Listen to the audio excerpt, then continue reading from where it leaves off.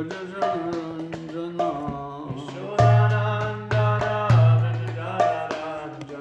Yashodanandana Brajajanarandana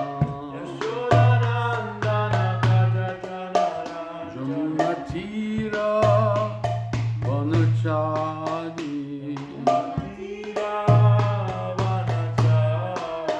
Jamunatira Vanachari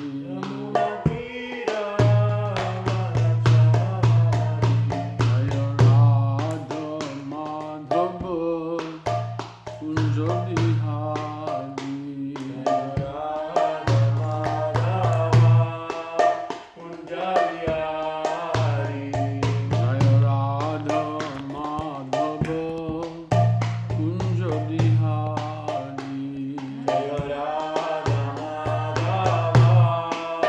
Kunja Bihari Gopi Jana Vallabha Girivaradari Gopi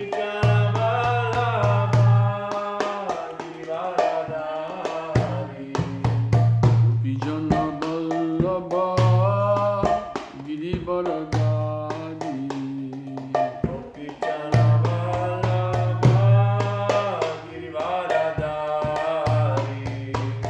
Jasodanandana Brajajanarandana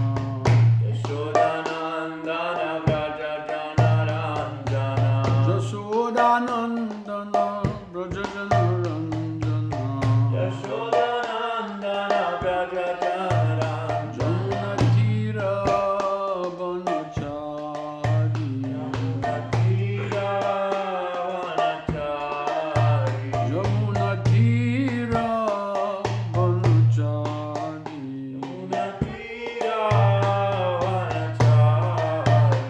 Jaya Radha Madhava Kunja Bihari Jaya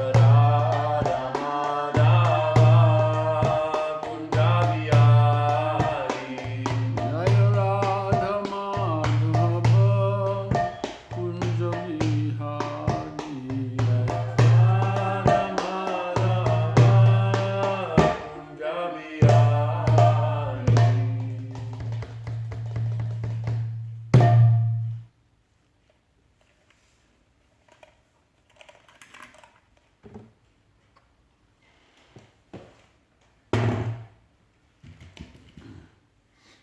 So, on Sundays we normally hear from Srila Prabhupada's Lilamrita,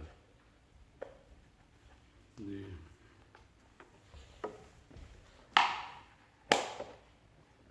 biography of Srila Prabhupada's preaching in the Western world.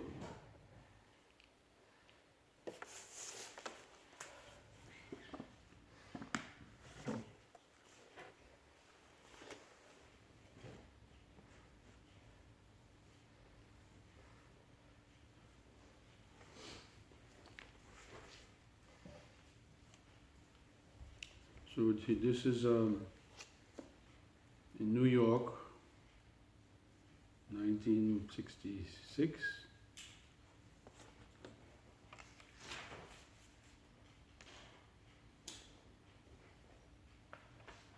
In proper 26 Second Avenue. 26 Second Avenue was the very first temple in ISKCON. It was a storefront. But Prabhupada was happy to get that place because it was the start of something. You know, he had desires to have something much bigger, but that was not to come for a couple of years. So at least he had a place where people could come and hear. People could come and hear some philosophy about Krishna consciousness. They could engage in hearing and chanting about Krishna.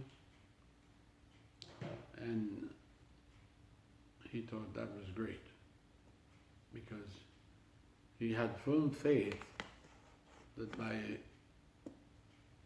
the chanting, by people hearing the chanting and also chanting themselves,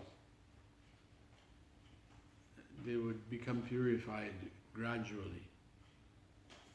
So, although it was a small start, but it was very significant. So we are in a chapter called Stay High Forever. This is a play on words. During that time, in the 60s in America, it was commonplace amongst young people to get high, to take some form of drug, LSD or marijuana, and of course they would get a little high. But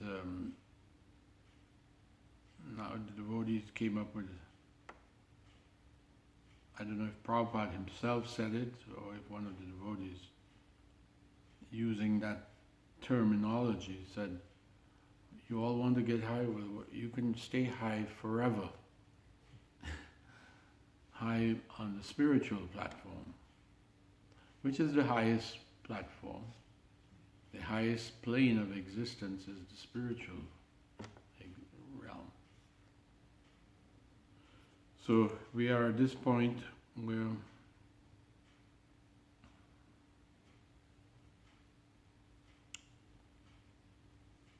one famous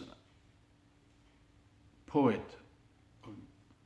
he was actually world famous at that time, Mr. Allen Ginsberg. He began coming to the temple, and he was the kind of poet he was. He was a bit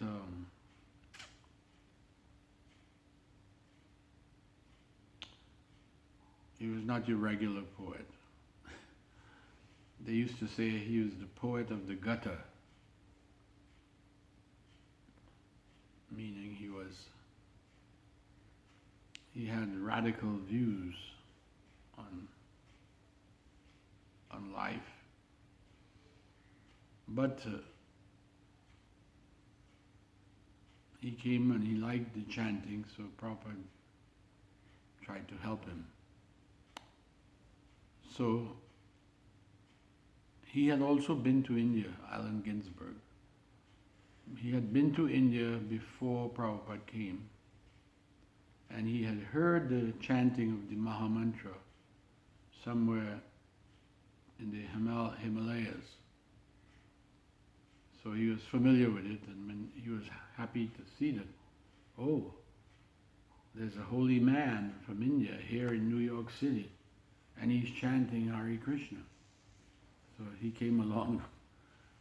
That was his attraction. So he began to speak with one of the first devotees, Hayagriva. He asked Hayagriva, do you think the Swami is a little too esoteric? Esoteric means, in a nice way, it means unusual. Right. So he is asking one of Prabhupada's disciples, don't you think Swami is a bit esoteric? And Hayagriva responded, maybe. It didn't matter to him. He liked it. He liked the Swami, and he was a regular coming for the chanting and so on. So Hayagriva then asked Allen if he could help the Swami since his visa would soon expire.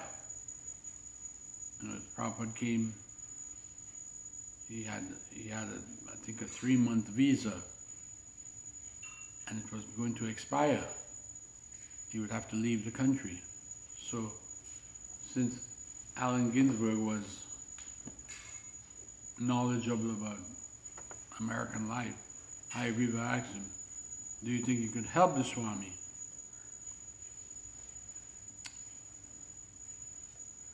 Prabhupada had entered the country with a visa for only 2 months. That's all he was given. And he had been going and extending his visa for 2 months, and then again for another 2 months. And this went on for a whole year. Right? So Prabhupada was in the country on extended visas. But when he applied after 1 year to get another extension, he had been refused. So then Hayagreva thought, we probably need an immigration lawyer to help make it possible for Prabhupada to stay. So Allen Ginsberg said, "Sounds like a good idea. I will donate to that. I'll give some money to that to help pay the lawyer." Next morning, Allen Ginsberg came by with a check and a harmonium. Now, when he first came, he had brought a harmonium, because at that time, the devotees had no harmonium, Prabhupada had no harmonium. So he brought one day, and the next day he bought another harmonium.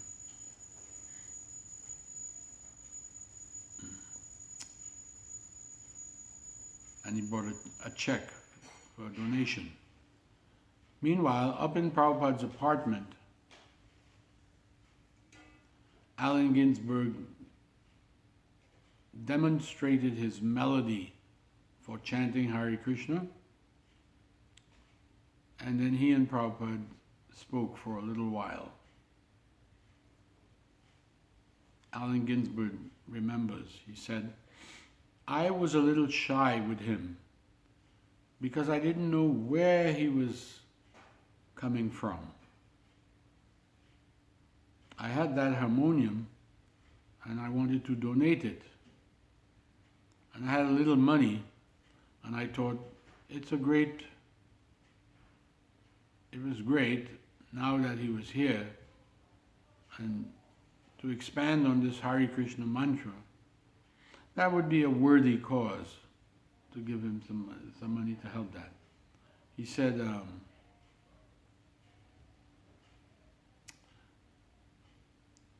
and that would sort of justify my singing. Allen Ginsberg. I knew what I was doing, but I didn't have any theological background. So he was chanting Hare Krishna, but he really didn't understand what it is, what it was all about. But he knew that Prabhupada did. So he said,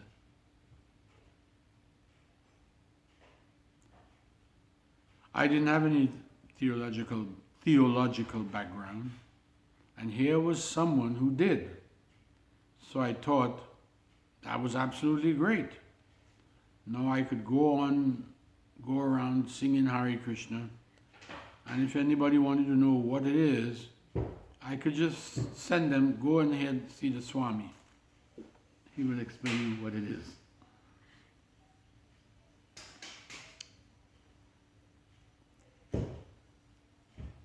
So if anyone wanted to know the technical intricacies and the ultimate history, I could easily send them to him.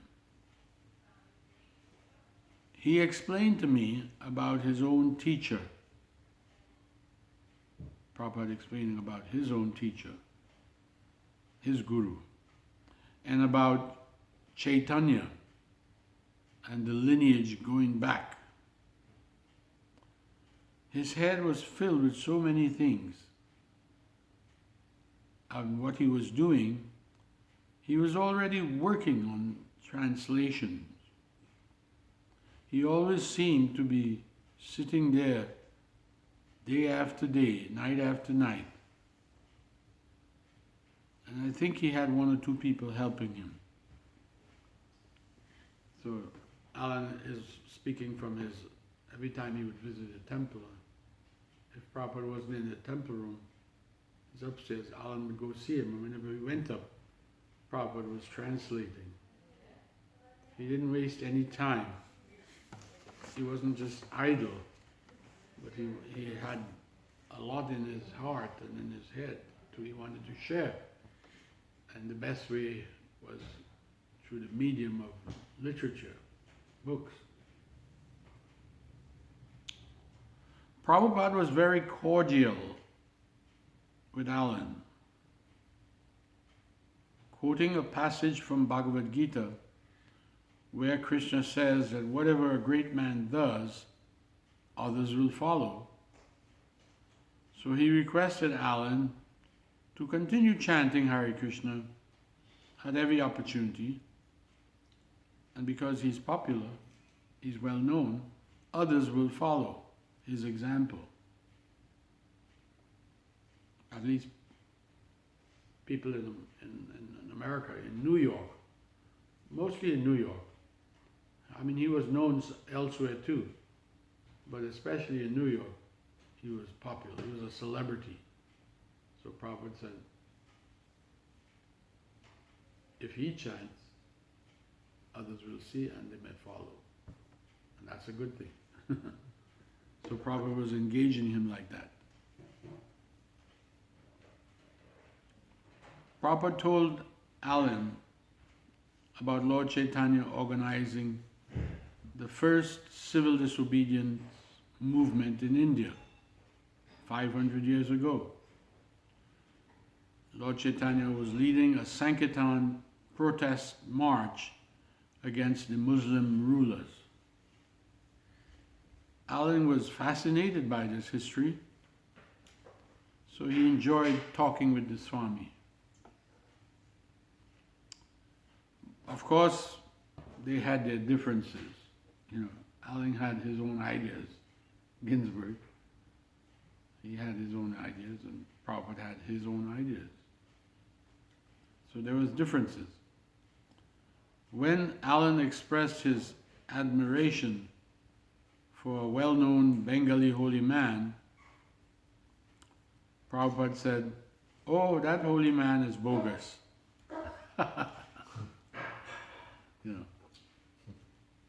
Because from where Prabhupada was coming from, he knew who was genuine and who was bogus. But someone like Alan, he couldn't cipher that. He was just enamored by it, so he was thinking everybody it's all one. That was a popular way of thinking. It's all one. He's good. But Prabhupada, coming in a tradition,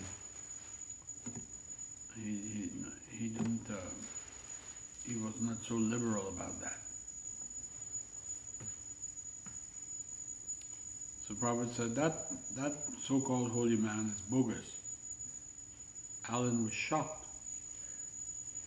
He had never before heard a Swami severely criticizing another's practice.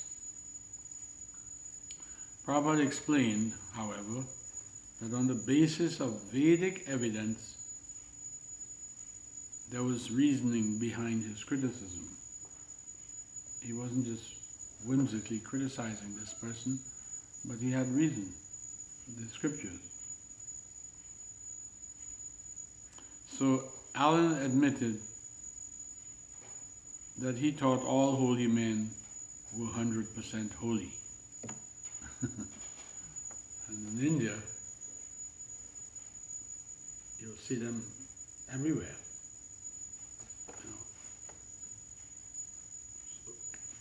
So he was not sufficiently educated to tell who is real and who is.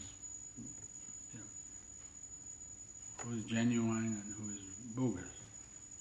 And here was one spiritual person, Prabhupada, saying, no, he's bogus. He made a difference right away.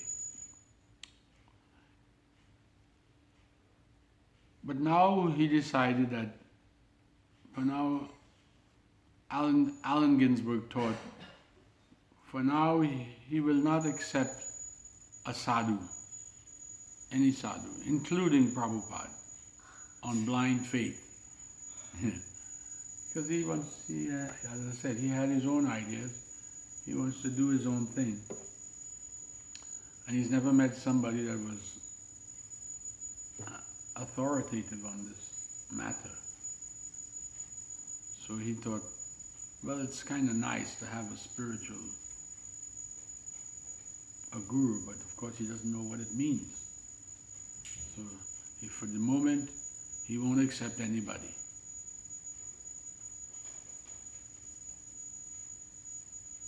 But he decided that he would look at Prabhupada in a more severe and critical light. Because now that Prabhupada had expressed some criticism about someone else, he thought, no, I'll have to look at him differently. Allen continues, he said, I had a very superstitious attitude of respect, which probably was an idiot sense of mentality. And so Swami Bhaktivedanta's teaching was very good to make me question that. It also made me question him and never take him for granted. So Allen described a divine vision that he had in which William Blake had appeared to him in sound, in which he had understood the oneness of all things.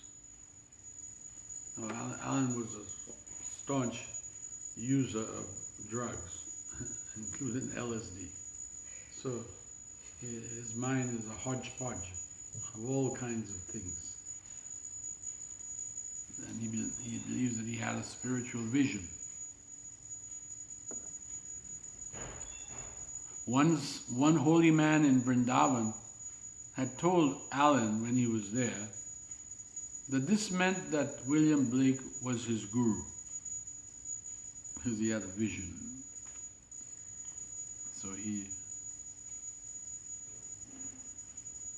But to Prabhupada, this made no sense. Prabhupada dismissed it. Allen continued, the main thing, above and beyond all our differences, was an aroma of sweetness that he had. He was personal, selfless, like total devotion. And that was what always conquered me.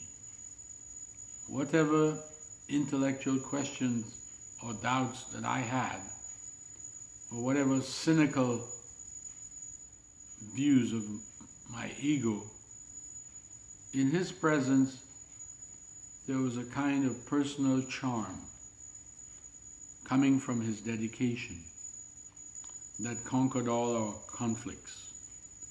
Even though I didn't agree with him, I liked to be with him. So he would come back. At Prabhupada's request, Allen agreed to chant more and try to give up smoking.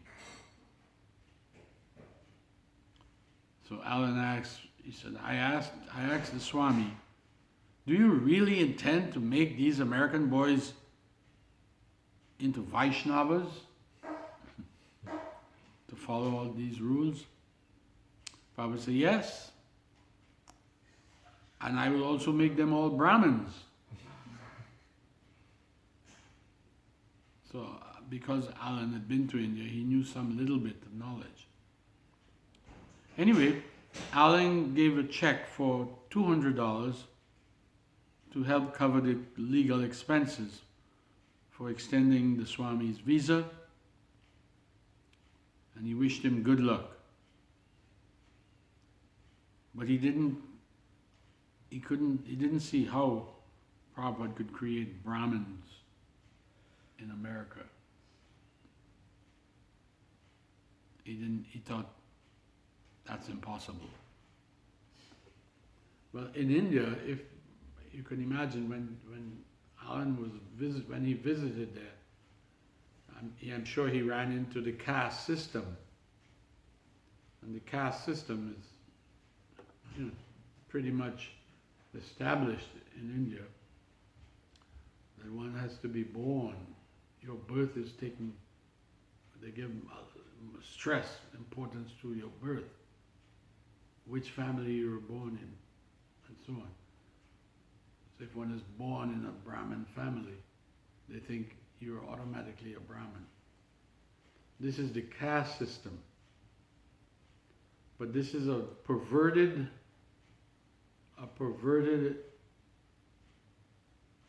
expression of the system that Krishna gave 5,000 years before. Krishna gave a system where he says, based on the quality a person has and the work that they do, these different people are categorized. One is categorized as a Brahmin if he works as a Brahmin and he has the qualities of a Brahmin. Nothing to do with birth. So Prabhupada was confident if he could train these young men to give up their bad habits and adopt the spiritual practices, they would become purified and they could become Brahmins, and more than that, they can become Vaishnavas. So of course Alan didn't understand all of that. He just thought, you're going to turn these guys into Brahmins? Good luck.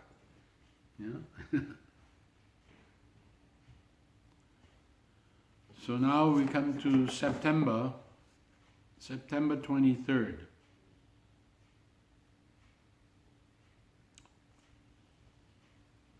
It was Radhastami. Radhastami is the appearance day of Radharani. It's a few weeks after the appearance day of Krishna. And at the center temple, they had just celebrated Janmashtami when Alan came by. And the day after Janmashtami, there was initiation, the very first initiation. So now, a couple of weeks later, Radhastami. So Prabhupada's introducing these festivals that no one has ever heard about. No one knew anything about. So this was Radharani's appearance day. And Radharani, Srimati Radharani, was Lord Krishna's eternal consort. Prabhupada, on that day, he held his second initiation. So just a few weeks apart. He had one initiation ceremony, and now he's having another one.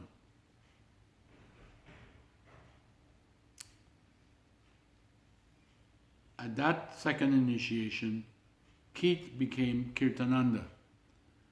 He was one of the first followers, but he was in a hospital. So he missed the first initiation. So Prabhupada had another one, and he got initiated. Steve was another one who was coming around. He became Satsvarup. Bruce became Brahmananda. And Chuck became Achyutananda. These are all some of the earliest devotees. They were there in the beginning. It was another festive day with a fire sacrifice in Prabhupada's front room and a big feast.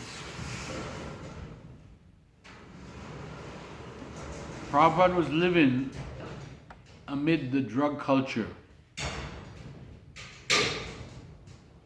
in a neighborhood where the young people were almost desperately attempting to alter their consciousness, whether by drugs or some other means. Whatever was available,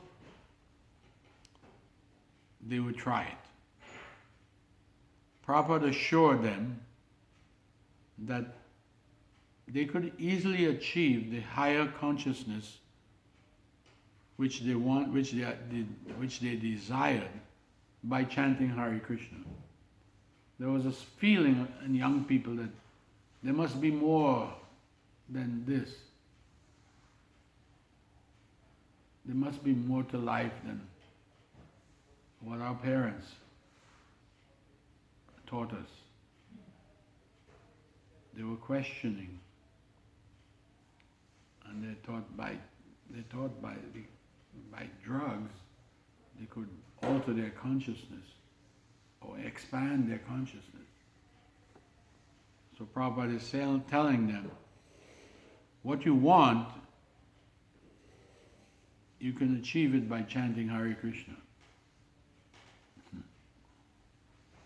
It was inevitable that in explaining Krishna consciousness, he would make allusions to the drug experience. You see? That's why it is stay high forever. Because that was the culture.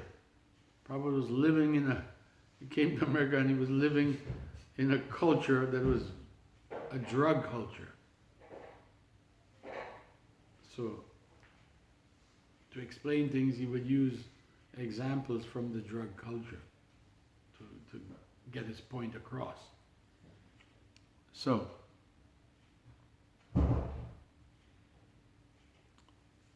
he did this even if only to show that the two of them were contrary. You know, the drugs, the path of drug taking and the path of Krishna consciousness was contradictory. But he would, use the lingo, use the same language and trying to get through to them.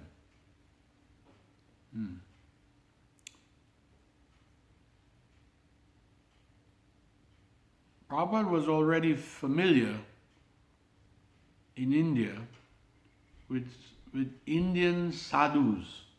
Sadhus means holy men. Prabhupada didn't know anything. Here it says, Prabhupada was already familiar with Indian sadhus who were taking ganja and hashish on the plea of aiding their meditation. See? So that was already a thing happening in India long before the drug culture manifested in America. There were holy men, sadhus indulging in hashish and smoking. So Prabhupada was aware of all this even before he left India. And of course, there were many hippie tourists who were becoming a familiar sight on the streets of Delhi. In the 60s there was the curiosity was going. Young people were hippies. They were going to India. They wanted to find out what is the East all about. And of course, it's like a jungle. There were so many, everything is happening there. So, the hippies liked India because of the cultural mystique and the easy access to drugs. It's not a big deal in India. So the hippies thought, that sounds good. They liked that. The hippies would meet their Indian counterparts, mean people who were using drugs. They would meet their Indian counterparts who assured them that taking hashish was spiritual. This is what they wanted to hear. And then they would return to America and perpetrate their misconceptions of Indian spiritual culture. So this was going on. It was the way of life. The local head shops carried a full line of paraphernalia. You don't see head shops anymore, I don't think. I don't know what is a head shop? The head shops is a shop that carried paraphernalia, even drugs. They would sell paper for rolling marijuana joints. They would sell pipes for smoking marijuana and all kinds of, they call it head shops because these are the shops was popular to the hippies,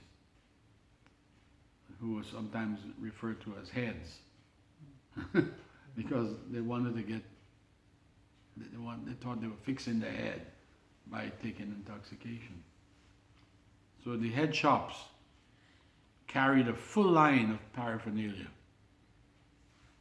LSD, peyote, cocaine, and hard drugs like heroin and barbiturates. These things were easily purchased on the streets in New York and in the parks. It was a drug culture.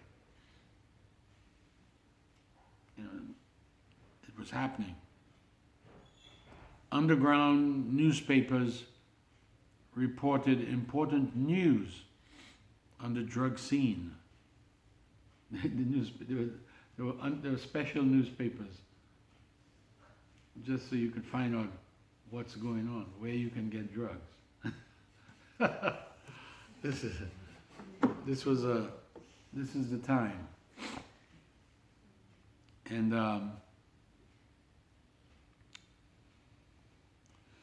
there was even a cartoon in the underground newspaper. There was a cartoon character named Captain High.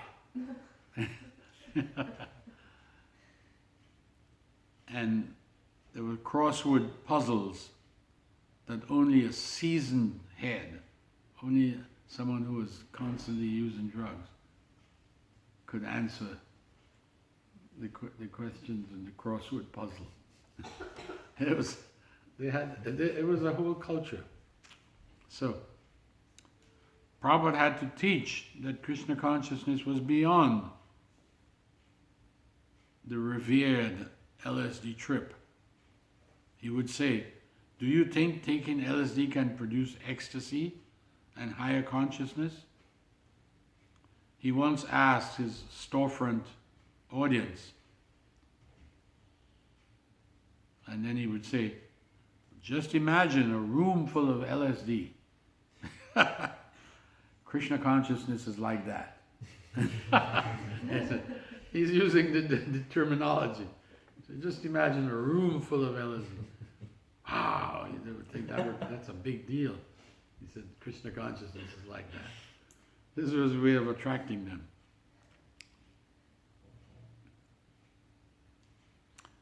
People would regularly come in and ask the Swamiji's disciples, do you get high from doing this?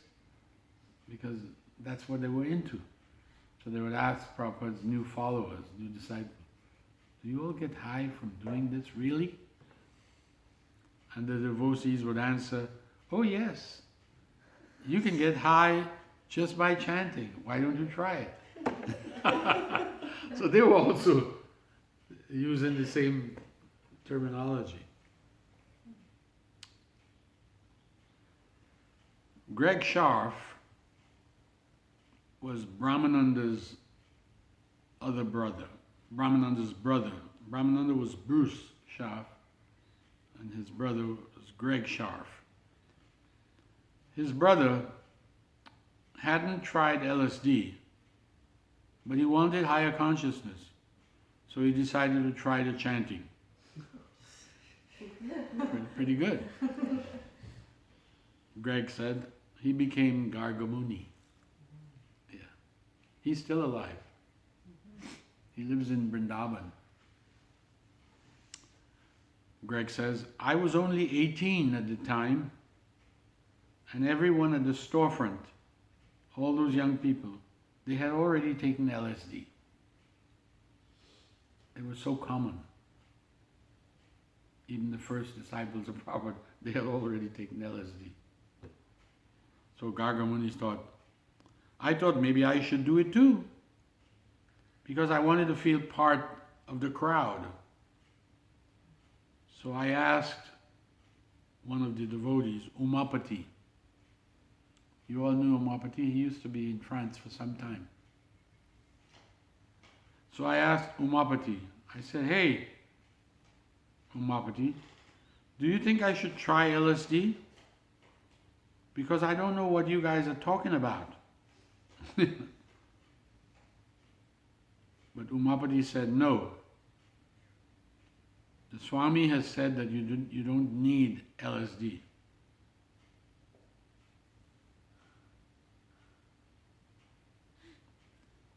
Agnideva then asks, have you ever heard of LSD? It's a psychedelic drug that comes like a pill.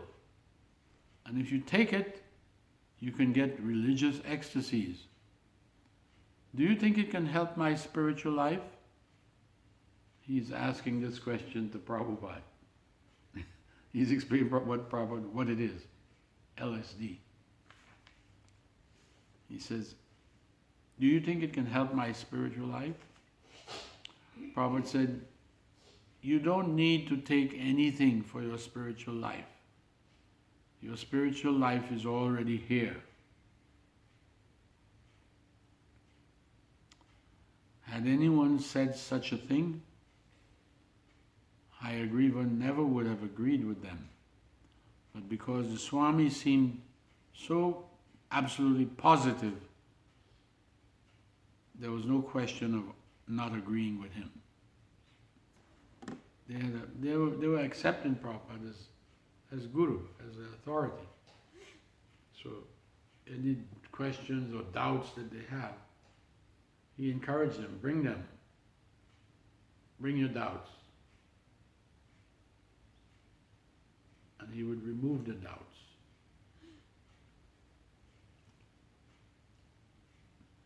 Satsru, he's one of the early devotees, he said, I knew Swamiji was in a state of exalted consciousness, and I was hoping that somehow he could teach this process to me in the privacy of his room. So one time I asked him, I said, is there spiritual advancement that you can make from which you won't fall back? A good question. Is there spiritual advancement that you can make from which you won't fall back? And by his answer, he said, yes. I was convinced that my own attempts to be spiritual on LSD, only to fall down later, could be replaced by a total spiritual life such as what the Swamiji had. I could see that he was convinced, and then I was also convinced. Greg said, LSD was like the spiritual drug of the times. You know, the hippies spoke of it with reverence. You know? So Greg said it was the spiritual drug of the times. And Swamiji was the only one who dared to speak against it, saying that it was nonsense. I think that was the first battle he had to conquer in trying to promote his movement on the Lower East Side of New York. Even those who came regularly to the storefront, they all thought that LSD was a good thing. All the people that were coming, they were all using it. So he's saying that this was a major battle that Prabhupada would have to deal with, to penetrate all this illusion. And he did. He did. He converted so many.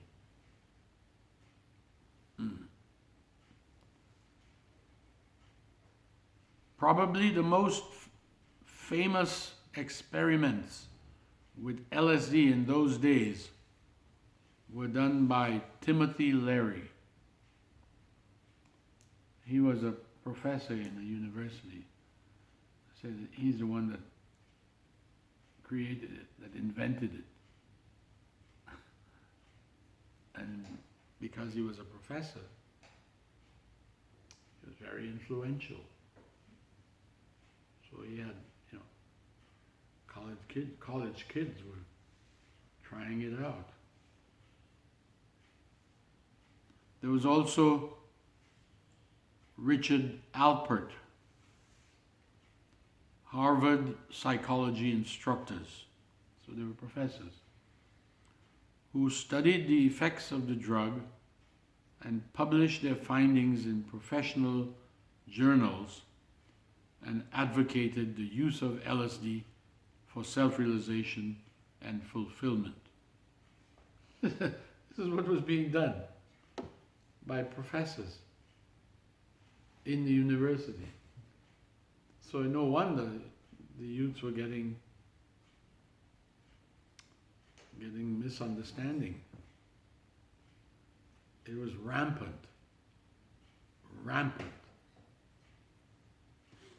So, after being fired from Harvard, of course, Timothy Leary went on to become a national priest of LSD. He became more popular. And for some time, he ran an LSD commune in Millbrook, New York, upstate. He expanded it. He had his own commune. And thousands of hippies would come there to try out, take a trip on LSD. When the members of the Millbrook commune heard about the Swami on the Lower East Side, who led his followers in a chant that got you high, they began coming to visit the storefront. Those same people who were from the commune, who were there to try out, to experiment with the LSD, they began to hear that there's a Swami on the Lower East Side, and he's teaching a chant that you can get high from. So that's what they were all about. They were interested in getting high. So they began to come to the temple. One night, a group of about 10 hippies came from the Millbrook commune. They came to the Swamiji's kirtan. They all chanted,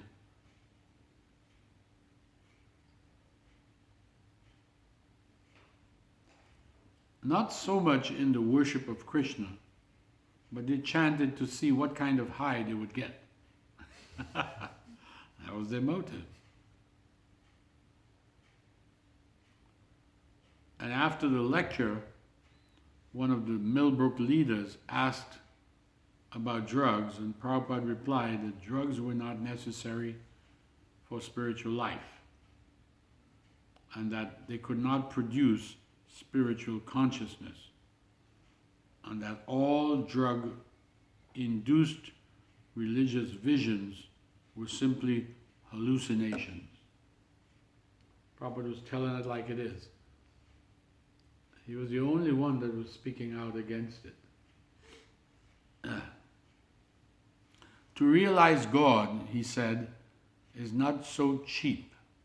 It is not so easy that one could do it just by taking a pill or smoking. Chanting Hare Krishna, he explained, was a purifying process to uncover one's pure consciousness from within. And taking drugs would only increase the covering and bar one from self-realization. Then one of the questioners, one of the boys from Millbrook, challenged Prabhupada and said, "But have you ever taken LSD?" Prabhupada said, "No, I have never taken any of these things, not even cigarettes or tea." "Well, if you haven't taken it, how can you say what it is?" The Millbrookers were all smiling, the 10 of them who came, seeing Prabhupada being challenged. They were laughing. 2 or 3 of them burst out with laughter and began snapping their fingers, thinking that the Swami has been checkmated. Prabhupada says, "I have not taken, but my disciples, they have taken all these things, marijuana, LSD, many times, and they've all given them up. You can hear from them." And then Prabhupada pointed to Hayagriva, one of the first disciples. He says, "Hayagriva, you can speak." So Hayagriva spoke out. He said, "Well, no matter how high you go on LSD, you eventually reach a peak and then you have to come back down. Just like traveling into outer space in a rocket ship." He gave one of the Swamiji's familiar examples. He said, "Your spacecraft can travel very far from the Earth for thousands of miles, day after day, but it cannot simply go on traveling and traveling. Eventually it must land. On LSD, we experience going up, but we always have to come down again. That's not spiritual consciousness. When you actually attain spiritual or Krishna consciousness, you stay high because you go to Krishna and you don't have to come down again. So you can stay high forever." Nice explanation.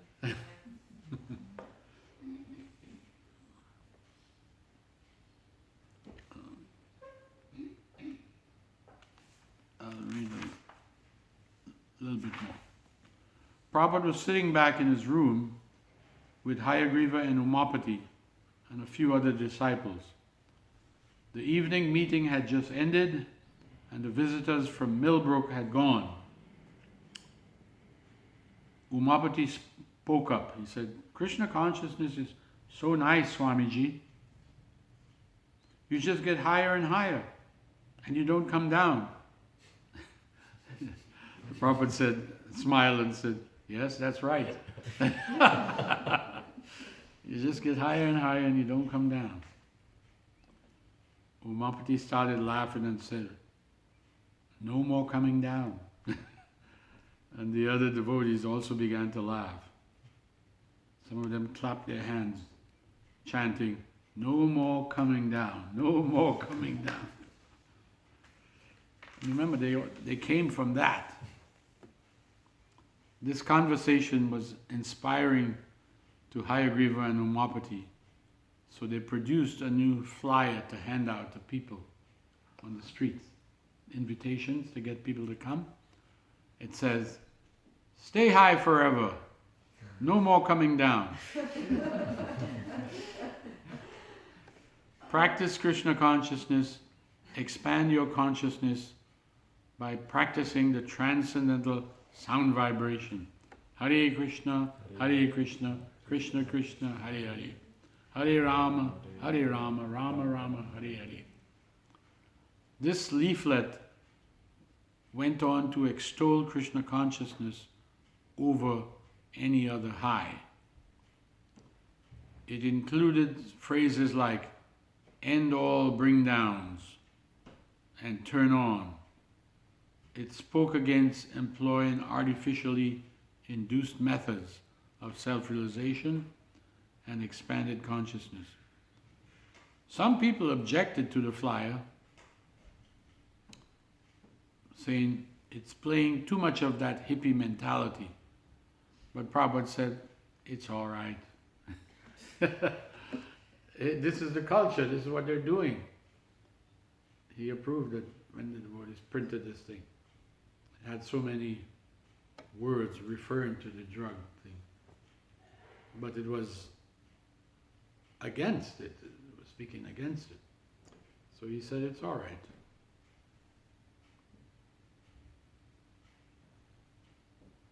Greg said, when these drug people on the Lower East Side came and talked to Swamiji, he was so patient with them. He was speaking on a philosophy which they had never heard before. When someone takes LSD, they're really into themselves and they don't hear properly when someone talks to them. So Swamiji would make particular points and they wouldn't understand him. So he would have to make the same points again and again. He was very patient with these people, but he would not give in to their claims that LSD was a bona fide spiritual aid to self-realization. He didn't back down. So, we shall stop there for today.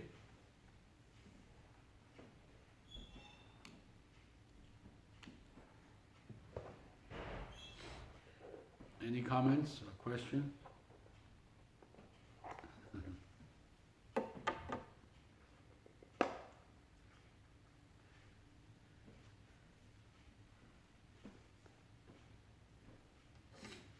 Prabhupada was perfect for the times. He knew just what to say. He was prepared. He was prepared.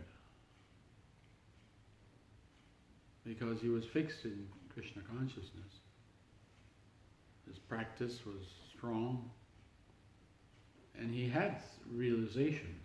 He had deep spiritual realizations. So from where he was sitting, he could understand where everybody was at.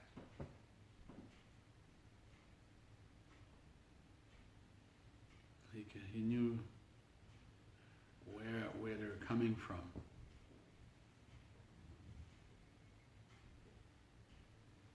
And he didn't have to himself experiment and try the drugs to understand it. He didn't have to do that.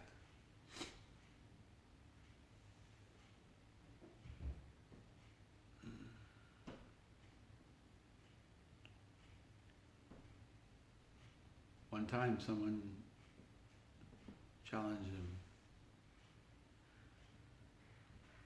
"Have you ever eaten meat?" And Prabhupada said, "No." "Well, how do you know it's bad?" Prabhupada said, he would say, "Look, you don't have to try the bad things to know. You can know by hearing from authority. By hearing from an authority, you can understand so many things. He said, just like a child may look at a fire and it looks so pretty and he's tempted to touch it. But his father or mother says, no, no, no, no, no, don't touch it. If you touch it, you'll get burnt. It's very painful. So if the child is obedient, he won't touch the fire. But he knows what his parents said. If he's not so obedient, then he has to put his hand in the fire and then, ouch! And then he knows. But that's a second-class way of knowing. That you have to experience it. No, you can know by hearing. You can know by hearing. And Prabhupada had heard from spiritual teachers. He had heard from his own spiritual master, but he had also heard from others in India. So he was sure of himself, he was confident. And he never adjusted to the culture. People were suggesting that you have to kind of adjust to blend in with them.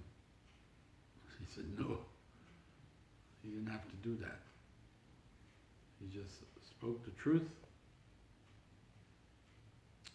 and taught them how to chant, spoke philosophy, little philosophy, and distribute prasadam. And this whole movement that we see today came from that.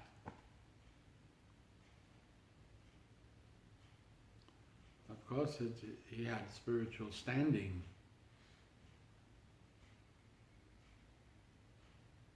Someone once said, "Oh, he came at a good time, and he was lucky." No, that's not really why. Could have been any time. But he faced it. He faced the challenge. And by Krishna consciousness, he persevered. He didn't compromise.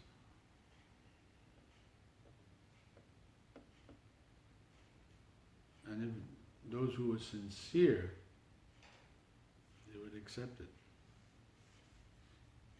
In the Bhagavad Gita, Krishna says, sincerity is invincible. If you remain sincere, be sincere, then you'll be successful.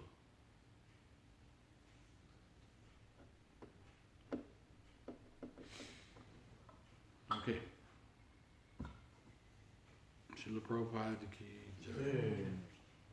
Agnideva Prabhu ki jai.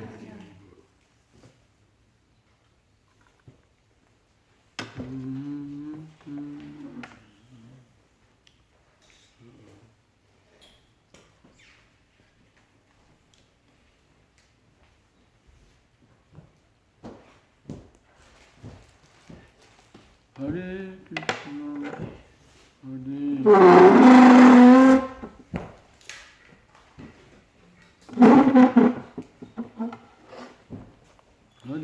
Krishna, Hare Krishna,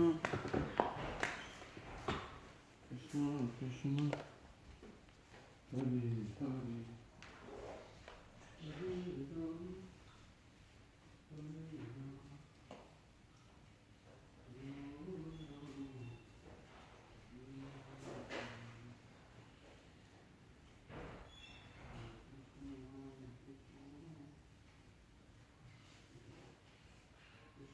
Namaha